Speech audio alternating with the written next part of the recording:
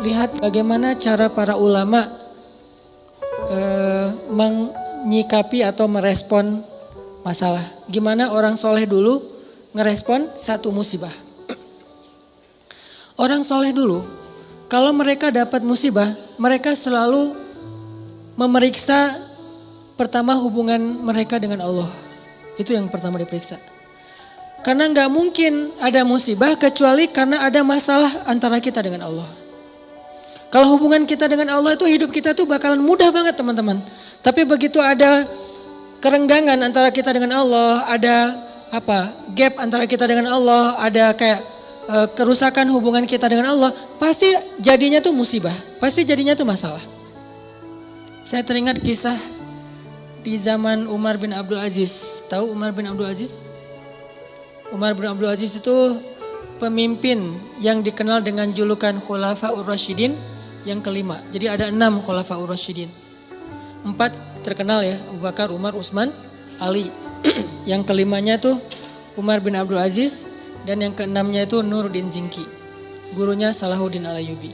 Jadi ada 6 Khulafaur Rasyidin, khalifah yang dikenal dengan khalifah paling adil sepanjang sejarah. Padahal banyak khalifah-khalifah yang keren loh dalam Islam. Ada Harun Ar-Rasyid, ada Khalifah Al-Ma'mun, ada Khalifah Muhammad Al-Fatih, ada Salahuddin Al-Ayyubi, ada Saifuddin Qutuz. Ada banyak nama-nama besar dalam sejarah Islam. Tapi mereka nggak dapat gelar Khulafaur Rasyidin. Berarti orang yang dapat gelar Khulafaur Rasyidin ini kan ideal banget ya, keren banget nih. Walaupun kita belum tahu cerita detailnya. Salah satu di antara 6 Khulafaur Rasyidin, ada yang kelima namanya Umar bin Abdul Aziz. Kalau nggak salah cucu apa cicitnya Umar bin Khattab. Nah, di masa Umar bin Abdul Aziz ada seorang gembala, ada seorang yang punya banyak ternak datang kepada Umar bin Abdul Aziz bilang gini, ya Amirul Mukminin, kenapa ya sejak Anda naik jadi khalifah ada kejadian aneh di tempat gembala-gembala ternak kami. Umar nanya, kejadian aneh apa? Ya kejadiannya aneh, soalnya dulu tuh yang namanya serigala sama domba itu pasti kan musuhan ya. Serigala tuh kan selalu meneror ya, menikung. Serigala itu selalu berburu domba, jadi domba itu makanan serigala tuh. Tapi sejak Umar bin Abdul Aziz jadi khalifah, sekarang serigala itu adalah penggembalanya domba, ngawal domba. Jadi serigala yang ada di gunung turun untuk mengawal domba. Gimana ngawalnya? Kan saya pernah posting tuh yang di New Zealand. Gimana seekor anjing dilatih untuk menggembalai domba. Domba dibawa ke padang rumput, nanti sore dibawa pulang lagi ke kandangnya. Bukan lagi tugas penggembala, dilakukan oleh para serigala. Bayangin, pemangsa yang selama ini selalu memangsa serigala secara diam-diam, sekarang malah mengawal serigala ke tempat padang rumput dan sore hari mengawal mengawal domba pulang lagi ke kandangnya. Apa yang terjadi ya Amirul Mukminin? Serigala sekarang malah menggembalai domba. Apa kata Umar bin Abdul Aziz?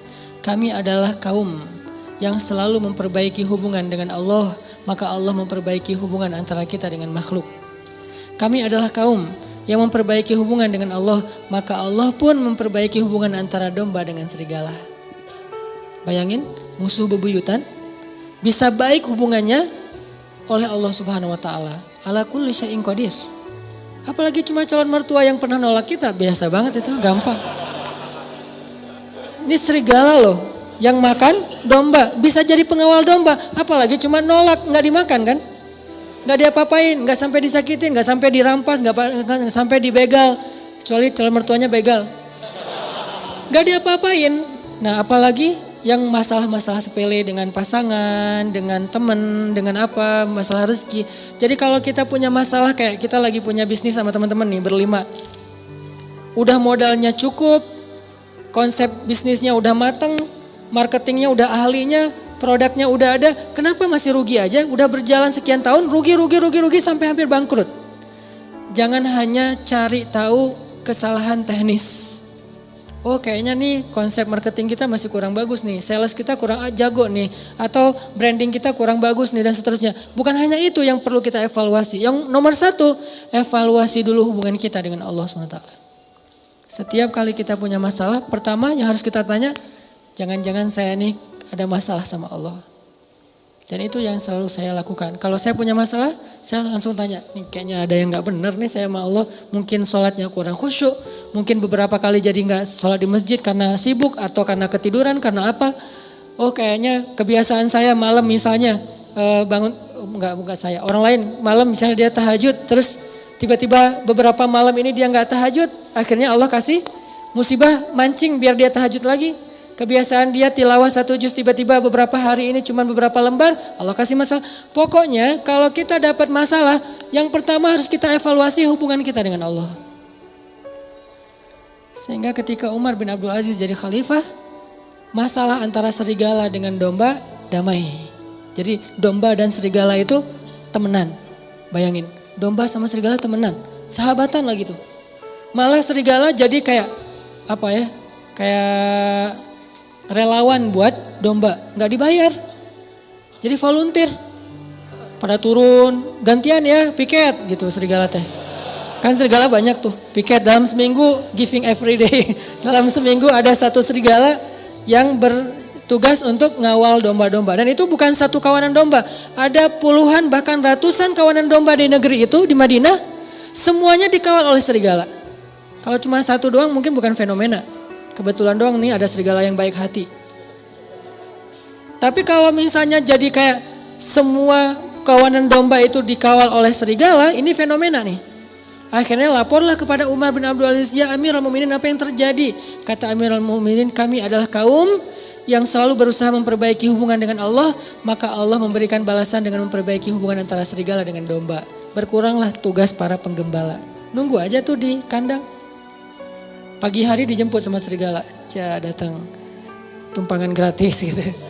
Datang serigala, udah siap, udah ayo jalan konvoy, naik ke atas padang rumput. Dan serigala lebih expert dalam mencari padang rumput daripada manusia. Dia tahu banget padang rumput yang lagi yang rasanya manis, yang asin, yang apa segala macam, kayak salad gitu kan ya. Gua tunjukin nih salad yang paling baik nih, chefnya terbaik, dia tunjukin ke gunung mana, tuh bawa tuh domba-domba. Kayaknya kurang lebih kayak gitulah keadaannya. Lalu kan Umar bin Abdul Aziz itu cuma sebentar ya, kalau nggak salah cuma 3 tahun jadi khalifah, lalu dibunuh, meninggal. Setelah Umar bin Abdul Aziz meninggal, serigala mulai memakan domba-domba. Serigala mulai memakan domba-domba. Ketika kasus pertama terjadi dalam kasus satu kawanan domba, langsung yang pemilik domba itu mengatakan, kenapa dombanya mulai dimakan serigala? Dia mengatakan pasti Umar bin Abdul Aziz sudah wafat, karena mereka belum dengar beritanya. Pasti Umar bin Abdul Aziz sudah wafat, makanya serigala mulai galak lagi dan makan domba. Galak. Akhirnya mereka pun cari tahu benarkah Umar bin Abdul Aziz wafat atau dia turun tahta. Ternyata ketika mereka cari tahu, mereka dengar berita benar Umar bin Abdul Aziz telah wafat. Sehingga orang-orang tidak punya lagi orang soleh yang memimpin. Akhirnya Allah putuskanlah silaturahim antara serigala dengan domba. Dan ini kisah nyata. Saking solehnya Umar bin Abdul Aziz. Makanya layak disebut khulafaur rasyidin. Tingkat kesolehannya itu sampai bisa mempersaudarakan antara domba sama serigala. Kita kucing sama tikus saja gak bisa.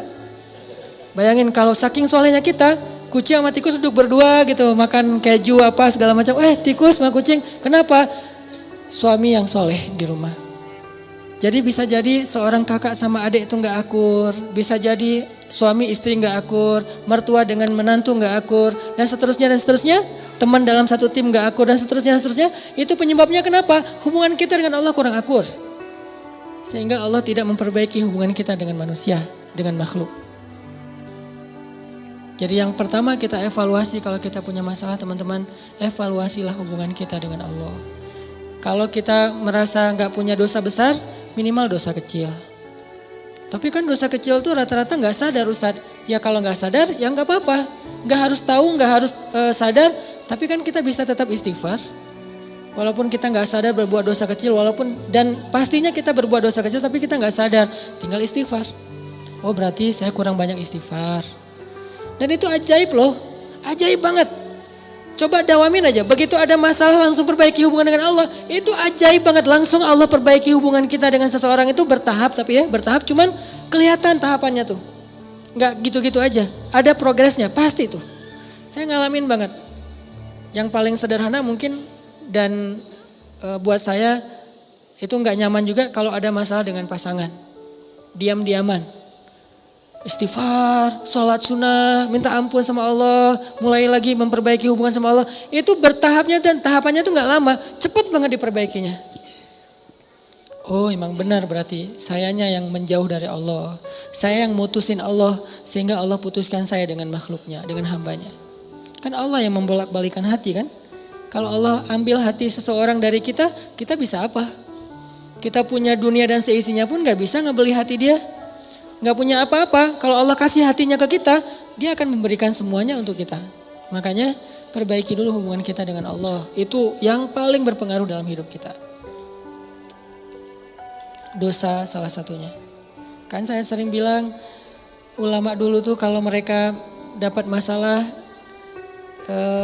mereka akan melihat dirinya sebagai pendosa.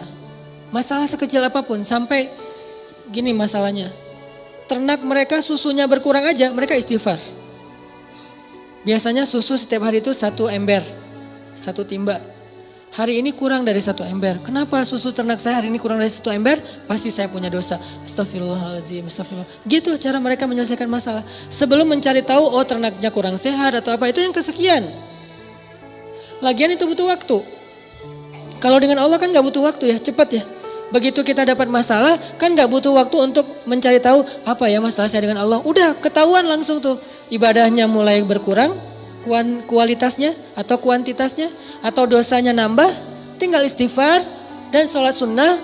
Wasta'inu bis sabri wassalah, salah satunya dengan sholat. Jadi lebih cepat memperbaiki masalah kita dengan evaluasi hubungan kepada Allah daripada evaluasi teknis dalam masalah itu.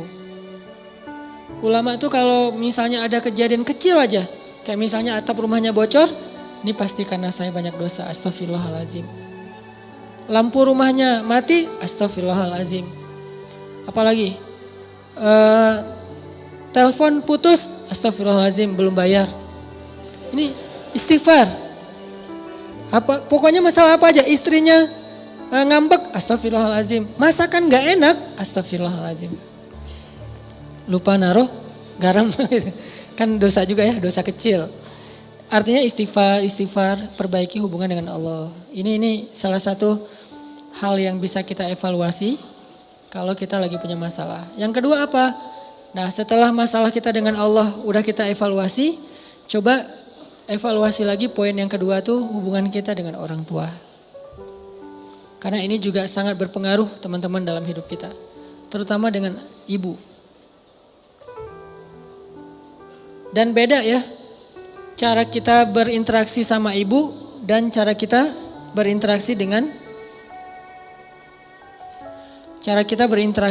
ayah itu beda. Kalau dengan ibu berbuat baik, kalau dengan ayah minta kebaikan. Apa kebaikannya? Doa. Jadi kalau kita nanya ke Nabi, ya Rasulullah, siapa orang yang paling berhak dapat kebaikan dari saya? Kan ibumu, ayahmu ya. Tapi kalau kita nanya, siapa orang yang paling berhak saya minta doa darinya? Ayahmu, ibumu, pasti gitu. Karena kata Nabi, doa seorang ayah tidak ditolak. Jadi kalau berbuat baik, ibu dulu. Kalau minta doa, ayah dulu. Jangan-jangan kita pas mau ikut ujian kemarin, lupa nelpon ayah untuk minta doa. Yang ditelepon ibu doang, ayahnya cemburu. Saya gak penting buat dia. Nilai kita anjlok. Padahal kalau kita dapat kebaikan misalnya, nilainya bagus. Yang pertama dapat berita nilai kita bagus itu siapa? Ibu kita, karena menyenangkan hati ibu dulu, baru ayah. Tapi sebelum ujian yang ditelepon, ayah dulu, baru ibu. Kurang baiknya kadang bukan durhaka, tapi kurang peduli. Kurang baiknya mungkin kita gak pernah ngebentak orang tua, tapi gak pernah juga kita membahagiakan orang tua. Ya biasa-biasa aja lah gitu. Dengan orang tua itu ya sekedar status doang, bahwa itu ibu saya, itu ayah saya. Tapi gak ada apa-apa, bukan kesayangan, bukan prioritas, bukan yang kita agendain, pokoknya seminggu sekali harus nelpon, kalau nggak bisa datang, kalau bisa datang harus datang. Setiap hari itu kita minimal ketemu ibu kita senyum, minimal kalau bisa mijat kakinya atau apa gitu. Nah karena hubungan kita dengan orang tua jadi agak sedikit plain, hambar, maka hidup kita juga jadi hambar. Terutama ibu. Dan juga mungkin kurangnya apa? Kurang banyak minta doa dari ayah. Padahal doa itu ajaib loh dalam kehidupan kita teman-teman. Ada banyak orang yang dia itu tiba-tiba menjadi orang pintar bukan karena dia cerdas, bukan karena ilmunya banyak, tapi karena doa orang-orang soleh. Sehingga Allah kasih dia kecerdasan, Allah kasih dia ilmu, hafalan, melekat semuanya di dalam benak dan hatinya. Itu bisa banget dengan doa. Makanya dulu Umar bin Khattab pas mau ketemu dengan Nabi sambil bawa anaknya Abdullah bin Umar. Umar bilang kepada Abdullah, Abdullah nanti kalau kamu ketemu dengan Rasulullah jangan lupa minta doa ya. Ya ayah, kata Abdullah. Nah pas ketemu dengan Rasulullah, Abdullah langsung, ya Rasulullah beri saya doa. Doakan saya, doakan saya. Selalu minta doa. Sehingga akhirnya Allah berikan kecerdasan kepada Abdullah bin Umar bin Khattab jauh di atas bapaknya. Salah satu adegan kecerdasan Abdullah tuh pas Nabi lagi ngajar, mereka pada hadir para sahabat, terus Nabi ngetes gitu, ngasih mereka satu pertanyaan dalam bentuk perumpamaan. Pas ngetes kayak gini, sahabat-sahabat yang senior gak ada yang bisa jawab. Abdullah bisa, tapi dia gak mau jawab, diam. Pas pulang Umar nanya, Abdullah tadi kamu tahu gak jawabannya? Tahu, kenapa gak mau jawab? Aku tidak ingin mempermalukan orang-orang yang udah senior. Ini anak-anak SD loh, udah punya etika kayak gitu. Kenapa? Karena doa dari Rasulullah SAW. Abdullah ibnu Abbas, sahabat Nabi yang kalau ngafal Quran itu sekali dengar langsung hafal. Dan gak pernah lupa. Gak ada dalam cerita Abdullah ibnu Abbas tuh, saya lupa ayatnya di mana itu gak ada. Saya lupa hadisnya, riwayat siapa itu gak ada. Dia selalu ingat. Dan banyak banget ayat yang sahabat gak ngerti, dia ngerti. Sehingga ketika turun ayat, kalau gak salah di surat Al-Kahfi, tidak ada yang tahu makna dari ayat ini illa qalil, kecuali orang yang sedikit. Maka Nabi mengatakan salah satu di antara orang yang sedikit itu adalah Abdullah ibnu Abbas. Hanya sedikit orang yang mengerti ayat-ayat mutasyabihat di dalam Al-Quran sampai ke ta'wil. Ta'wil itu apa di balik ayat, itu cuma sedikit. Jadi Abdullah bin Abbas itu ya, di kalangan sahabat itu mirip kayak Nabi Khidir di antara Nabi Musa. Dia tahu namanya hikmah. Yang orang gak tahu dia tahu. Ini Abdullah bin Abbas seperti Nabi Khidir di antara Nabi Musa dan Nabi Yusha. Kenapa? Karena doa Rasulullah SAW ketika dia lagi boncengan sama Nabi, Nabi ngedoain Allahumma faqihu fiddin wa alimhu ta'wil. Ya Allah fahamkan dia halal dan haram dan ajarkan dia Al-Quran. Jadilah sejak saat itu Abdullah bin Abbas mengatakan hati saya menjadi sejuk dan tidak pernah lagi lupa dengan apa yang pernah saya dengar. Gak pernah lupa. Doa. Siapa lagi yang didoain dan punya keajaiban dalam hidupnya? Hasan Al-Basri. Doanya Umar bin Khattab. Umar ketika bertemu dengan Hasan Al-Basri kecil, diusap kepalanya terus didoain Allahumma faqihu fiddin wa habibhu ilan nas. Ya Allah jadikan anak ini ngerti agama dan dicintai oleh setiap orang. Sehingga Hasan Al-Basri itu terkenal sebagai ulama, gak ada hatersnya. Kan soleh-soleh orang tetap kadang-kadang ada hatersnya ya, yang gak suka, yang apa. Tapi Hasan Al-Basri gak ada hatersnya. Sampai orang yang memusuhi beliau juga cinta sama beliau. Gak senang dengan fatwa beliau, tapi ketemu orangnya tuh jatuh hati kepada beliau. Ini Hasan Al-Basri. Dan ini saya biasakan doain anak saya, kalau saya lagi ngusap kepala anak saya doakan, ya Allah, Allahumma faqihu fiddin wa habibhu ilan nas. Saya coba hafal beberapa doa yang ajaib di zaman sahabat, terus dipraktekkan ke anak. Kenapa? Doa seorang ayah tidak ditolak. Itu modal kita teman-teman. Doa ayah itu, doa ul walid la yurad. Doa seorang ayah itu gak akan ditolak oleh Allah. Dan itu modal hidup kita tuh. Kalau kita masih punya ayah, jangan sia-siakan. Kalau ibu, pintu surga. Jadi bisa dibilang pintu surganya adalah ibu dan kuncinya adalah ayah. Ada masalah sedikit, telepon ayah kita. Ya doain aku. Ada masalah sedikit, Senangan hati ibu kita beli apa gitu, hadiah kan tahabu kan, saling berhadiahlah supaya kalian saling mencintai. Ibu tuh dikasih hadiah, kalau ayah minta doa. Ayah gak terlalu berharap hadiah lah dari anaknya. Beda karakter nih. Ini cara kita berbakti kepada mereka supaya Allah perbaiki urusan kita. Ada masalah dalam sekolah, ada masalah dalam pertemanan, ada masalah rumah tangga, masalah pekerjaan, telepon ayah, ya doain saya. Pertanyaan besarnya adalah gimana kalau orang tua kita sudah wafat? Berarti kita kehilangan satu kesempatan untuk mendapatkan keajaiban dalam hidup. Kalau berbuat baik tetap bisa, tapi meminta doa kan udah gak bisa ya kepada orang yang sudah meninggal. Kecuali Rasulullah yang boleh, kalau selain Rasulullah menurut jumhur ulama udah gak bisa, terputus. Tapi kalau berbuat baik bisa, kirim Al-Fatihah, doain mereka, ziarah kubur, apalagi sedekah dan diniatkan juga untuk mereka, maka itu menurut sebagian besar ulama ngaruh. Sama kayak seorang sahabat nanya ke Rasul, ya Rasulullah kalau saya bersedekah atas nama ibu saya apakah bisa? Bisa kata Rasul. Bersedekah atas nama ibu, berarti dua yang pahalanya. Ibunya dapat pahala, dia yang bersedekah juga dapat pahala. Imam Nawawi itu mazhabnya Syafi'i loh. Dan Indonesia itu mayoritasnya Syafi'i. Imam Nawawi mengatakan sedekah seorang anak, amal soleh seorang anak yang dia niatkan untuk orang tuanya itu sampai untuk orang tuanya. Sehingga orang tuanya dapat pahala, dia dapat pahala. Itu cara kita berbakti kepada ibu bapak kita kalau keduanya sudah wafat. Berbuat baik kepada orang yang dicintainya. Kayak misalnya Nabi Muhammad tuh berbuat baik kepada teman-teman Khadijah. Kenapa? Karena pengen berbuat baik kepada Khadijah, tapi Khadijah sudah wafat. Caranya gimana? Ya udah berbuat baiklah kepada sahabat-sahabat Khadijah gitu. Jadi kalau orang tua kita udah wafat, saudara kita wafat, atau pasangan kita wafat, cara kita berbuat baik kepada mereka adalah selain doa, beramal soleh dengan niat kepada mereka, salah satunya adalah berbuat baiklah kepada orang-orang yang mereka cintai semasa hidupnya. Siapa yang dicintai ayah kita? Teman-temannya, cinta dalam makna persahabatan ya, teman-temannya, keluarganya, ibu kita juga kayak gitu, pasangan kita juga kayak gitu, berbuat baik kepada dia. Insya Allah kalau kayak gitu berarti kita telah berbuat baik kepada almarhum. Walaupun kata orang itu gak ada istilah almarhum, ya gak masalah lah, istilah doang ya. Kepada almarhum. Terus yang ketiga, kalau kita punya masalah, evaluasilah hubungan kita dengan pasangan kalau yang udah punya. Kalau belum punya Ustadz, berarti gak ada masalah. Atau ada masalah gak ada solusi. Jadi evaluasi dulu hubungan kita dengan pasangan. Terutama hubungan seorang istri kepada suami. Kenapa? Karena salah satu yang menyebabkan hidup kita gak berkah, tidak ada ridho dari suami kita. Tapi suami saya itu emang gak pernah ridho Ustaz. Nah ini salah suaminya nih.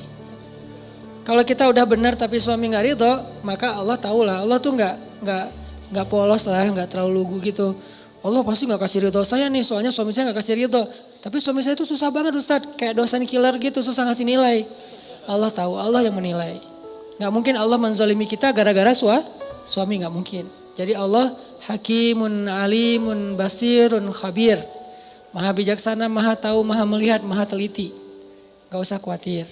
Tapi kalau emang suami gak ridho gara-gara kita belum baik, itu wajar. Susah dapat kebaikan. Makanya Nabi pernah bilang gini, ini buat teman-teman teteh-teteh yang di atas, kalau masih sendiri ini jadi bekal nanti kalau udah punya pasangan. Kata Nabi kepada para sahabat-sahabiat, tahukah kalian siapa orang yang paling dijamin masuk surga? Kata para sahabat, siapa ya Rasul?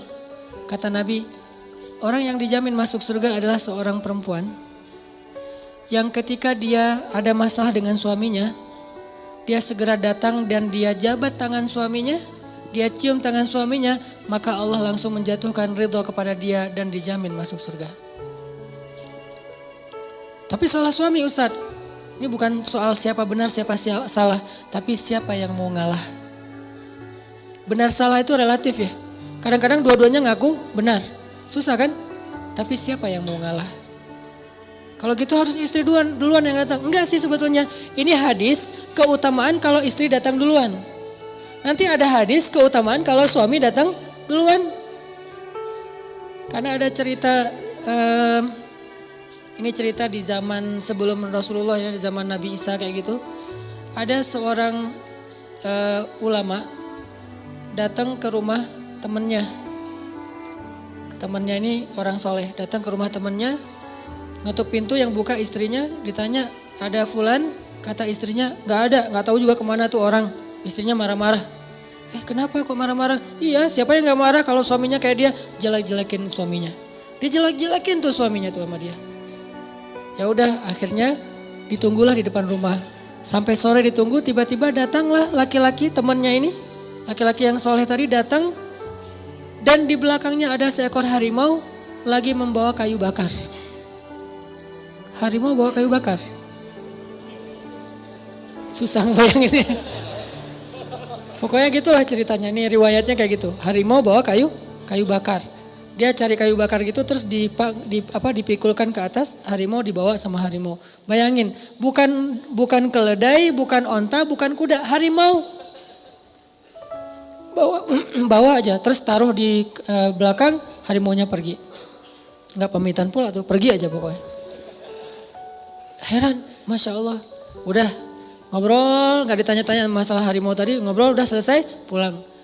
Setelah beberapa lama, karena ini kan beda kota ya. Setelah beberapa lama dia mengunjungi lagi temannya yang tadi, si orang soleh, si ulama tadi ini. Ngunjungin, nggak tahu berapa bulan, berapa tahun, ngunjungin. Dan pas dikunjungin ketuk pintu, Assalamualaikum, Waalaikumsalam, dibukain oleh istrinya, tapi beda. Ditanya butuh siapa, cari siapa, cari Fulan bin Fulan, benarkah ini rumahnya? Oh iya, dia suami saya lagi mencari nafkah, bisa tunggu sebentar di sini? Oh bisa, gimana suami kamu, disebutin kebaikan-kebaikannya. Gak lama ditunggu, datanglah laki-laki soleh ini memikul kayu bakar sendiri. Udah gak ada lagi harimau yang tadi. Ditaruh, ngobrol, akhirnya orang ulama ini nanya, saya penasaran, mana istrimu yang dulu? Terus gimana kejadian si harimau? Kata orang soleh, ya istri saya yang dulu sudah meninggal dunia. Terus harimau, dulu Allah menguji saya dengan seorang istri yang durhaka, istri yang banyak mengeluh, istri yang menjadi ujian buat saya. Tapi saya bersabar sehingga Allah memberi saya harimau untuk membantu saya dalam pekerjaan. Lalu ketika istri saya sudah meninggal, saya menikah lagi dengan istri yang lebih baik, soleha dan taat kepada Allah. Dan dia membantu saya, dia memuji saya, dia menghargai saya. Akhirnya Allah tidak mendatangkan lagi harimau itu untuk membantu saya dalam mencari kayu bakar. Pelajarannya di sini apa teman-teman? Kadang Allah memberi kita satu masalah lewat seseorang. Di waktu yang sama Allah mendatangkan orang lain yang luar biasa untuk menolong kita dari cara yang berbeda. Lalu ketika Allah cabut masalah ini, maka Allah cabut juga penolong dalam hidup kita.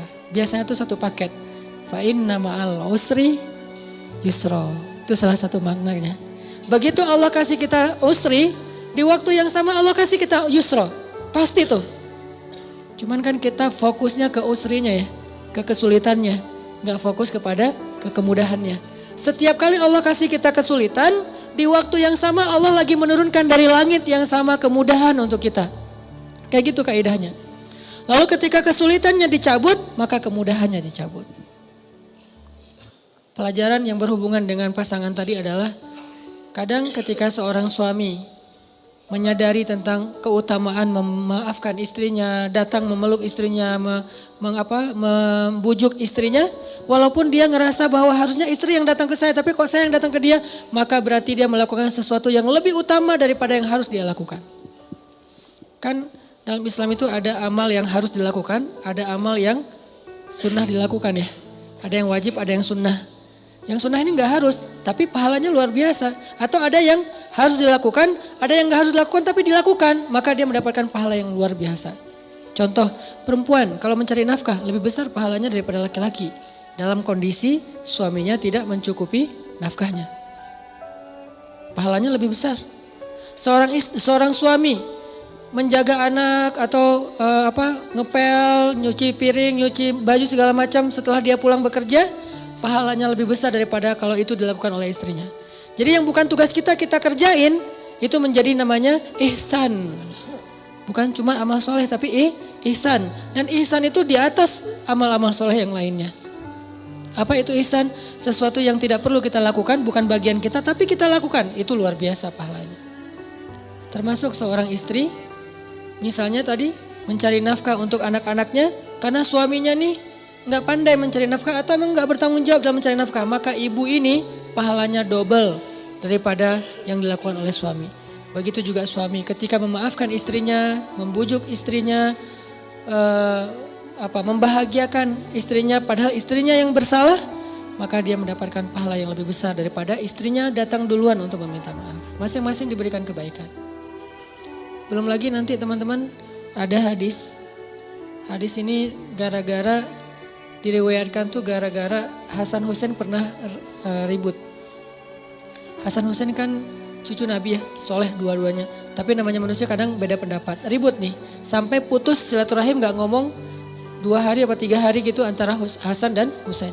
Akhirnya setelah seharian apa 2 hari gak ngomong, Hasan datang kepada Husain bilang, maafin saya kalau saya salah dan saya maafin kamu kalau kamu salah. Udah damai.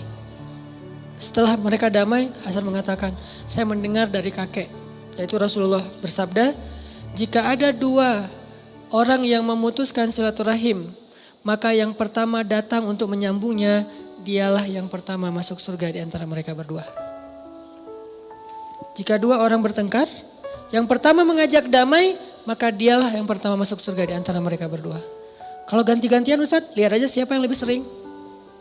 Suami istri nih, kan suka ada masalah, kadang sebulan sekali ada masalah, kadang seminggu sekali ada masalah, kadang setiap hari ada masalah, ada musim masalah, setiap hari masalah. Karena ada musim-musimnya nih. Musim lagi nyaman, wah setiap hari tuh ada kejutan, ada hal-hal yang indah, ada musimnya nih. Nah dalam banyak kasus, siapa yang paling sering datang duluan dan untuk berdamai? Maka di antara mereka berdua nanti bisa kelihatan di dunia, dialah orang yang duluan masuk surga.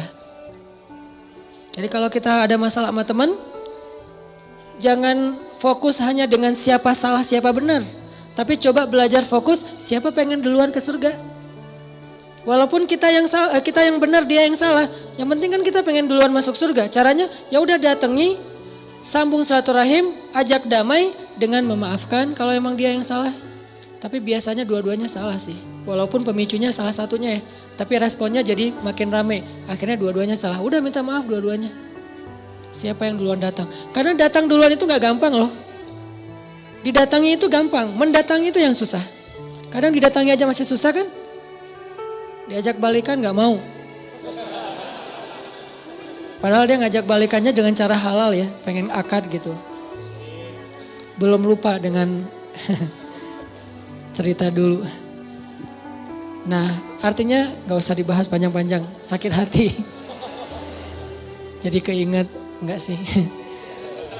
Kalau kita ada masalah sama teman kita, jangan fokus dengan siapa yang salah, siapa yang benar. Fokus aja siapa duluan yang mau masuk surga.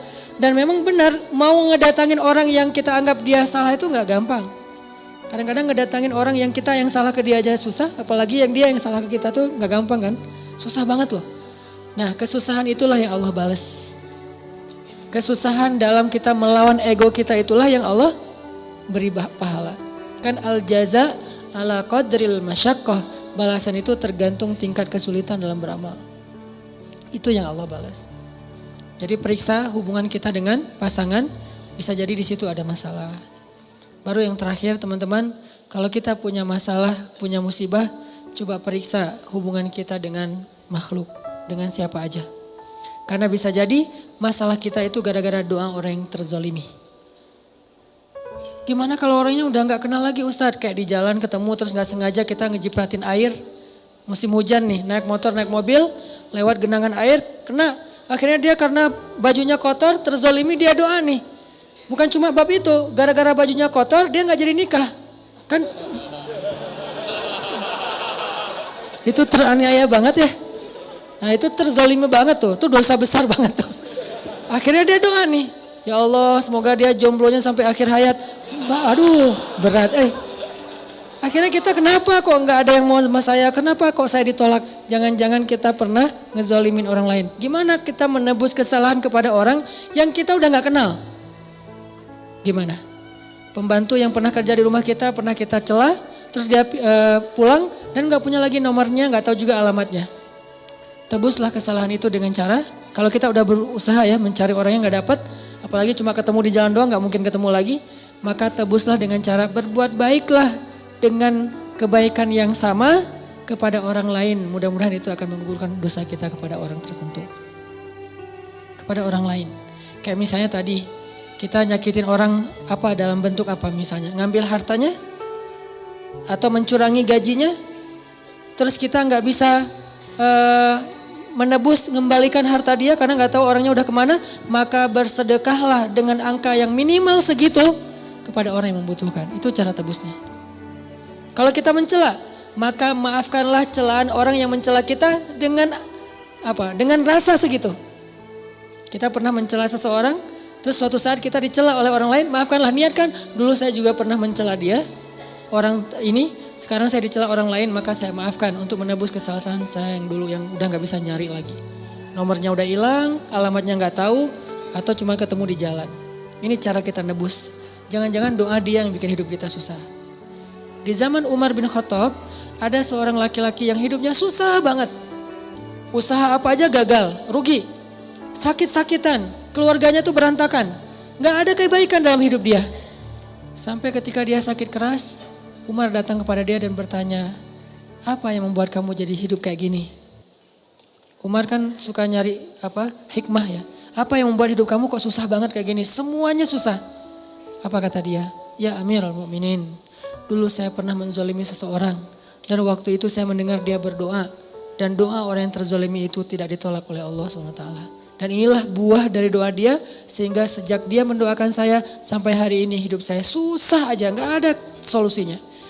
Fisiknya sakit-sakitan terus menerus, kemudian keluarganya berantakan, bisnisnya bangkrut semuanya satu persatu, anaknya ninggalin dia, sakitnya gak pernah sembuh, terus aja kayak gitu. Dan yang paling berat adalah dianya gak dikuatkan hatinya sehingga ngeluh terus. Ada orang yang diberikan ujian tapi dikuatkan hati ya. Ada orang udah dikasih ujian, dilemahkan hatinya, itu sengsara banget tuh. Makanya hati-hati dengan ketidaksengajaan kita, apalagi sengaja. Banyak istighfar, banyak berbuat baik. Tebuslah kesalahan kita dengan sedekah, tebus kesalahan kita dengan memaafkan orang lain, tebus kesalahan kita dengan membantu orang lain. Itu cara-cara kita nebus kesalahan kepada orang yang kita udah gak kenal. Kalau masih kenal, coba berusaha untuk minta maaf ke dia. Udah minta maaf gak dimaafkan, nah serahkan itu kepada Allah. Yang penting kita udah ikhtiar. 4 berarti, evaluasi hubungan kita dengan Allah, evaluasi hubungan kita dengan orang tua, evaluasi hubungan kita dengan pasangan, terutama ke suami, evaluasi hubungan kita dengan sesama. Walaupun kita gak kenal, karena pernah ada adegan kecil tapi dampaknya besar dalam hidup kita.